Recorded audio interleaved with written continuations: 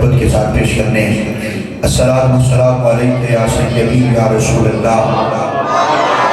وعلی آلک و صحابک یا سیدی یا حبیب اللہ۔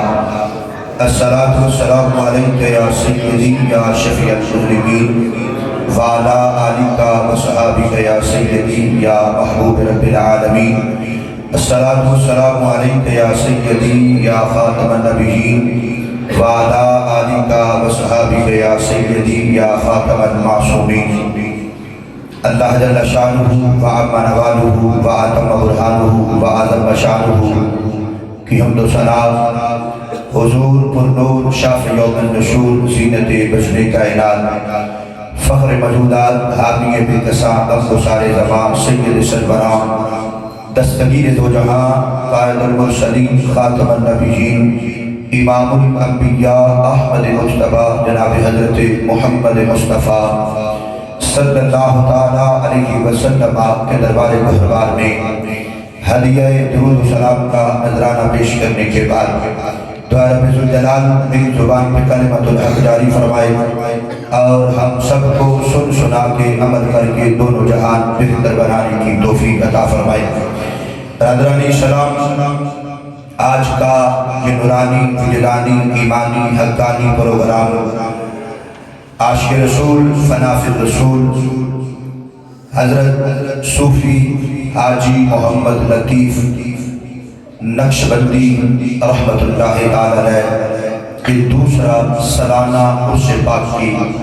موقع پر چھٹی تاجداری ختم نبوت کانفرنس کے اندر میں اور آپ شرکت کی سعادت حاصل کر رہے ہیں۔ دعا گو ہوں کہ اللہ کے عالم اپنے پیارے حبیب صلی اللہ تعالیٰ علیہ وسلم کا صدقہ قبلہ حاجی صاحب کے درجات کے اندر بلندی عطا فرمائے اور ان کو دارین کی سعادتیں عطا فرمائے۔ برادران سلام، سٹیج پہ بڑے جلیل القدر علماء سعادات تشریف فرما ہیں۔ میں نے کوئی زیادہ لمبا چوڑا خطاب آپ سے نہیں کرنا، بس 2:15 ہوئے ہیں۔ انشاءاللہ 2:30 بجے سے پہلے میں اپنی گفتگو کو سمیٹوں گا۔ قبلہ شاہ صاحب کا خطاب ہم نے سماعت کرنا ہے۔ بات یہ ہے کہ ہم تاجداری ختم نبوت کانفرنس کے اندر شرکت کی سعادت حاصل کر رہے ہیں، اور برادران سلام، ہم اپنے نبی کو خاتم الانبیاء مانتے ہیں، حضور کی ختم نبوت پہ ہمارا ایمان ہے، لیکن بات یہ ہے کہ کچھ لوگ ایسے ہیں کہ ان کا نعرہ یہ ہوا کہ تاج و تخت ختم نبوت زندہ باد، یعنی جس تاج کی نسبت مصطفیٰ سے ہوئی ہے، جس تخت کی نسبت مصطفیٰ کریم صلی اللہ تعالیٰ علیہ وسلم سے ہوئی ہے، وہ تاج بھی زندہ، وہ تخت بھی زندہ ہے۔ لیکن میں یہ کہنا چاہتا ہوں کہ تاجدار ختم نبوت کانفرنس میں آنے والوں، ہمارا یہ عقیدہ ہے کہ نبی کو نبی تو سب مانتے ہیں، قادیانی بھی کہتا ہے کہ وہ نبی ہیں اور دوسرے بھی کہتے ہیں کہ نبی ہیں، لیکن زندہ کوئی نہیں مانتا۔ میں کہتا ہوں کہ جس نے حضور کی ختم نبوت پہ ایمان رکھنا ہے، اس کو میرے نبی کو اگر ماننا ہے تو تمام کمالات کے ساتھ مانے، تمام جمالات کے ساتھ مانے، جتنے فضائل مناقب اللہ نے اپنے محبوب کو عطا کر رکھے ہیں ان کے ساتھ محبوب علیہ السلام کو مانے۔ اللہ نے اپنے محبوب کو یہ شان، یہ عظمت، یہ عزت عطا فرمائی ہے۔ اس لیے ابھی شاہ صاحب یہ کلام پڑھ رہے تھے،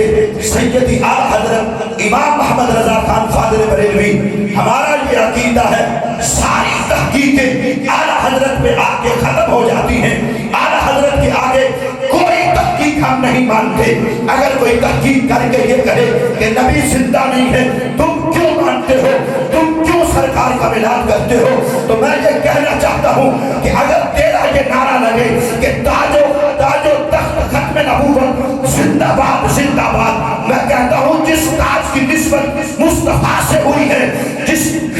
تخت کی نسبت مصطفیٰ سے ہوئی ہے، آج 15ویں صدی کے اندر بھی آ کے تم ماننے پہ آتے ہو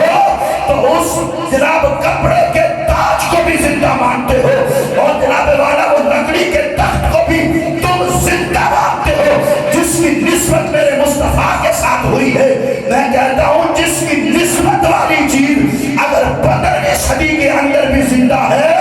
تو وہ میرا رسول زندہ کیوں نہیں ہو سکتا، جس کو اللہ نے اتنی شانیں عطا فرمائی ہے۔ اعلیٰ حضرت نے اسی لیے کہا تھا چمک تجھ سے پاتے ہیں سب پانے والے، میرا دل بھی چمکا دے چمکانے والے، تو زندہ ہے واللہ، تو زندہ ہے واللہ، ہاتھوں کو اٹھا کے بولو ذرا، تو زندہ ہے واللہ، تو زندہ ہے واللہ، میری چشم عالم سے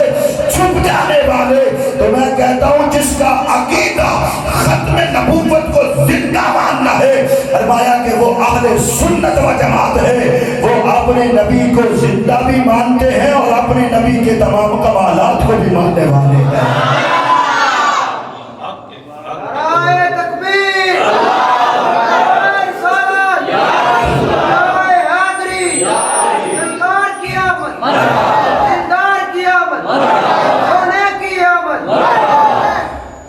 تو میں ختم نبوت کے حوالے سے ایک روایت بیان کر کے اپنی گفتگو کو سمیٹنا چاہتا ہوں۔ صحابی کے رسول ہیں، نام ہے ان کا حضرت حبیب بن سعید رضی اللہ تعالیٰ عنہ۔ مصطفیٰ کریم صلی اللہ علیہ وسلم تشریف فرما ہے، مسلمہ کذاب سرکار کی ختم نبوت پہ ڈاکہ مارنے والا حضور صلی اللہ علیہ وسلم نے جب اعلان کیا، فرمایا کہ کون ہے جو اس کو جا کے لگام ڈالے گا؟ فرمایا کہ حضرت حبیب بن سعید جو ہیں وہ مسجد کے ایک کونے میں بیٹھ کر کھجوریں کھا رہے تھے، ابھی اعلان ہوا ہی تھا تو ابھی کھجور منہ میں تھی، تو حضرت حبیب بن سعید نے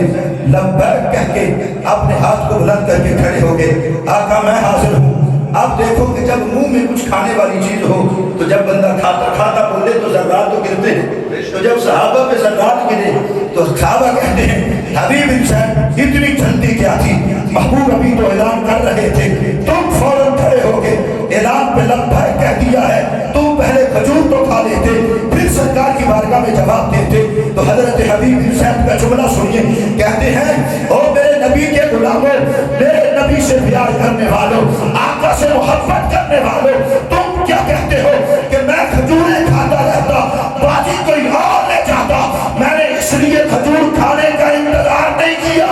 ادھر سے میرے نبی کی زبان سے جملے نکلے تھے،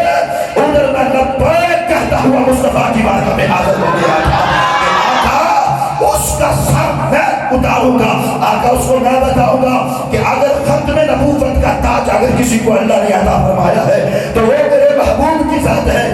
حدیث بڑی طویل ہے لیکن میں بڑی مختصر کر کے بیان کرنا چاہتا ہوں۔ میں جب حضرت حبیب بن سعید وہاں پہنچے تو جب وہاں پہنچ کے دیکھا کیا ہے، میں چاروں طرف اس کی فوجیں ہیں، حضرت حبیب بن سعید وہاں پہنچے اور پہنچ کے اعلان کیا، میں تو ہے جو میرے نبی کی ختم نبوت پہ ڈاکہ ڈالتا ہے؟ وہ کہتا ہے کہ ہاں۔ حضرت حبیب بن سعید کو اس نے آگے سے کہا کیا؟ فرمایا حبیب جانتے ہو